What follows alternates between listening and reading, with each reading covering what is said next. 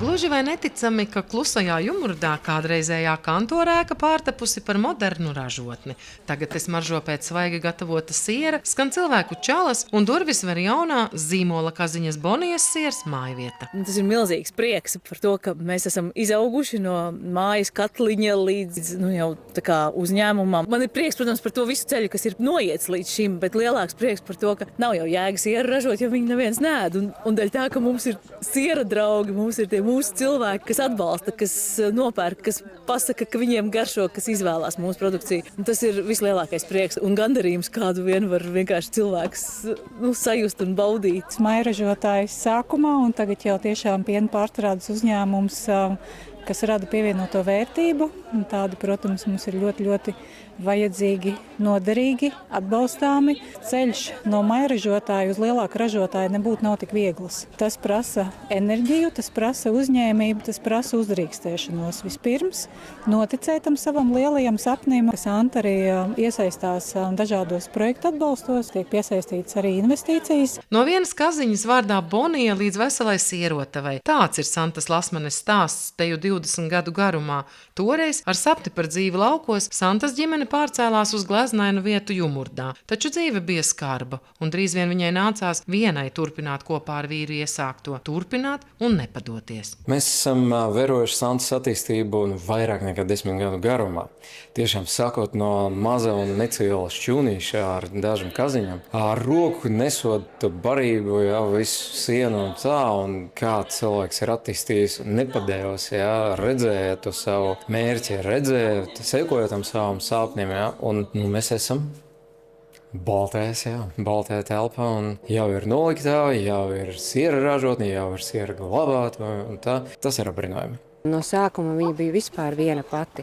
Viņa taisīja sieru, brauca ar traktoru, visu sagādāja, visu pati, kas slauca kāzas, visu sakopa un vārds sakot, tad, kad viņai vēl vīrs bija dzīvs, tad vēl palīdzība bija, bet nezinu, kā viņa tiek galā.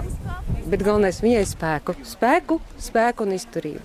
Vienīgais vēl, kas pietrūkst šajā telpā, ir medaļa, liela medaļa pie sienas par Santas varoņu darbu. Par to, kas ir paveikts. Tas ir apbrīnojami fantastiski. Tas ir tāds kārtīga latvieša panākuma pierādījums. Visgrūtākais ir kaut kādā brīdī noticēt, ka tas vispār ir izdarāms.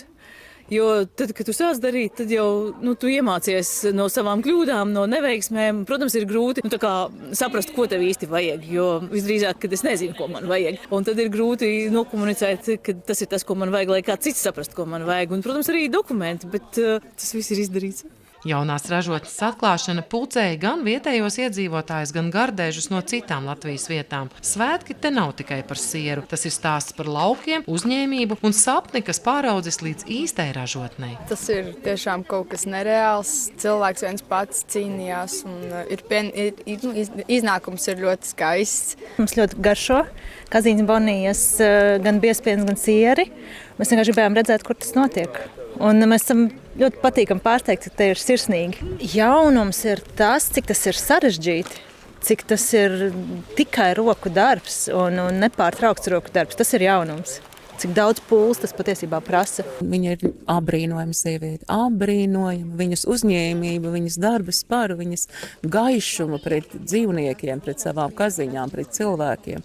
Viņa ir fantastiska, un tas, ko viņa dara, iznesot arī Jumurdas vārdu visur Latvijā un pat tālāk. Ar Itāliju viņai ir laba sadarbība, meistars brauc. Es esmu visus šos gadus godīgi mācījusies, gan skatoties dažādas video, kā citi sieru meistari to dara. Esmu arī itāļu sieru meistaru Simonu Manferdini dabūjusi uz šejieni, lai viņš māca šeit mani strādāt ar to pienu, kas mums ir pieejams, gan bijis arī Itālijā ļoti daudzās dažādās sieru ražotnēs. Tad šajos gados apgūto novērtēt varēja ik viens, ne tikai nogaršojot sierus un zupu ar kazas piena jogurtu, bet arī iepazīstot pašu tapšanas procesu. Tā apjaušot, cik daudz darba slēpjas aiz katra nelielā siera ritulīša. Kā stāsta Santa, kopumā šeit top ap 30 šķirnēm, un tas mainās. Ir sieri, kas garšo cilvēkiem.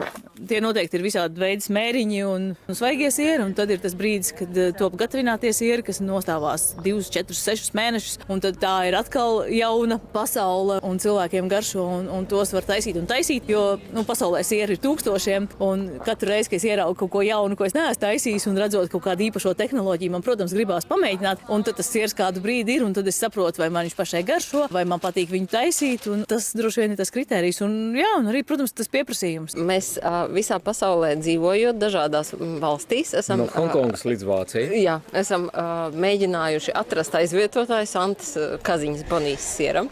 Izgaršojot dažādas kāzas. Tik garšīgi nav itin nekur. Tas ir visgaršīgākais. Un tas visticamāk pateicoties mīlestībai, ar kādu šis siers tiek ražots un, protams, vietējo kaziņu pienam. Tas apjoms mums nav tik liels, kā tas troksnis apkārt mums.